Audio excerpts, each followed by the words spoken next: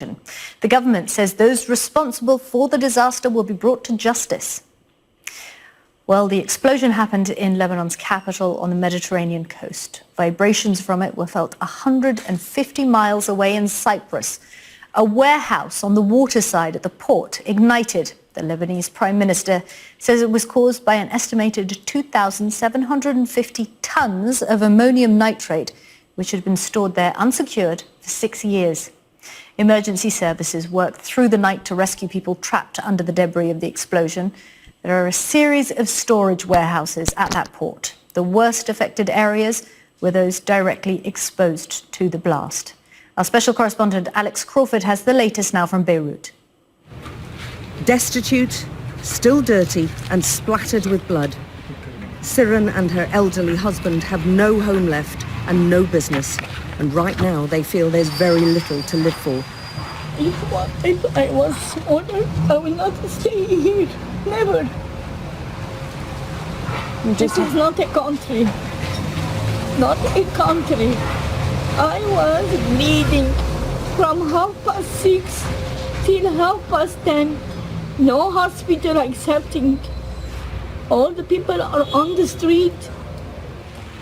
Like so many of Beirut's residents, they've been up all night protecting their property. Often for these people, it's simply because they've nowhere else to go. As dawn broke over this devastated city, there was sheer exhaustion as well as shock. This is what it's like for literally miles around. Every building, every cafe and bar, every home has been left like this, destroyed and in bits, with many people left homeless.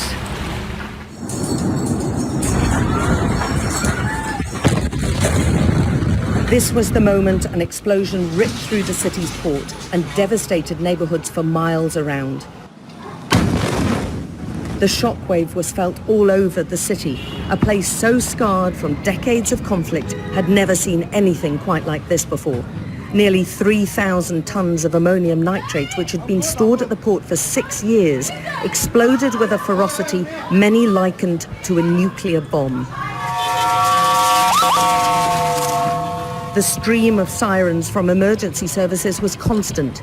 For thousands of people at home or at work, there was no warning and no way to get to safety, only utter shock at the magnitude of this disaster. I was fishing. I heard that there was a fire. I turned and started to head home and heard something explode. Then this happened. I got injured. I didn't know anything. Security forces were mobilized across the city, closing off roads leading to the site of the blast. Everything here has been torn apart. Homes, businesses, banks. So much of it reduced to rubble.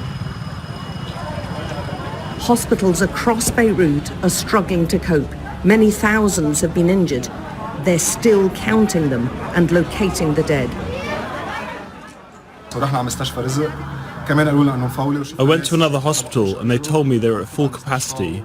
I saw a man whose leg had been cut off and a boy who was looking for his parents. So I thought to myself, my injury is minor and the hospital has more to deal with. Medical services in the country, already buckling under the weight of coronavirus cases and shortages in medicine and equipment, are now dealing with a national catastrophe. 2 weeks state of emergency has been declared by the president. Every one of our crew, doctors and nurses are operating, even administration. Everyone is working. We have a lot of damage, as you can see. All the ceilings have collapsed at the entrance and the glass windows of the patients' rooms. It's hard to see how Lebanon can withstand this. It was already suffering the worst economic collapse in its history, plunging hundreds of thousands into poverty. Many more will now be added to this list. The Prime Minister has vowed those responsible for this will be brought to justice. But right now, Beirut is just struggling to get through another day, with tens of thousands of lives devastated by this tragedy. Alex Crawford, Sky News, Beirut. Okay, well, this is the scene at that port this afternoon there in Beirut, just gone 2 o'clock. And the Lebanese president, has toured the site, Shalaoun, saying that it was 2,750 tons of ammonium nitrate that had been stored for 6 years at the port without safety measures, and he called it unacceptable. Mr. Aoun also saying that we're determined to investigate and reveal what happened as soon as possible and to mete out punishment, and urging countries to speed up assistance to help Lebanon cope with what he called a humanitarian crisis. Now, Lebanon has close ties to France. It was a French mandate after World War I.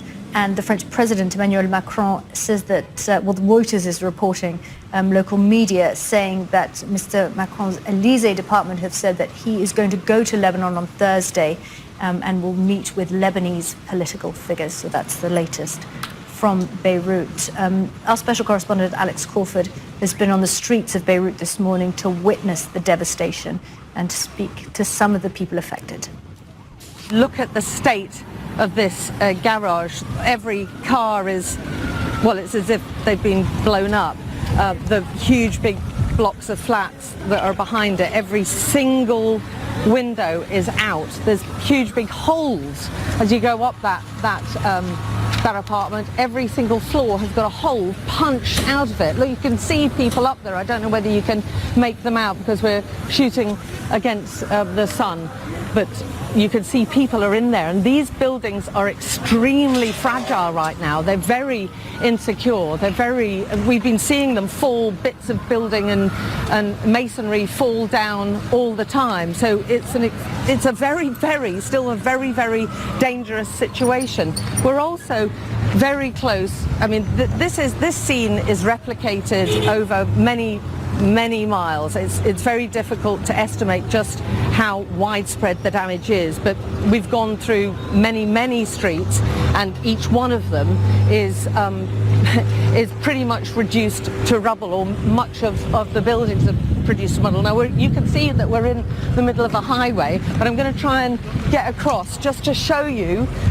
Look how this huge big warehouse, which has been half of it is still standing. A lot of it, including the goods inside, are, if we cross now, Kev, including the goods inside, have been blown away. I don't know whether you can make out, but there's still a little bit of smoke very much in the distance, and there's been a helicopter, that's a fire still raging there. There's been a helicopter and fire engines and ambulances going up and down here for the best part of, well, the past hour that we've been here, dumping huge buckets of water on the flames. It's gone a little bit quiet, typically just as you came to us.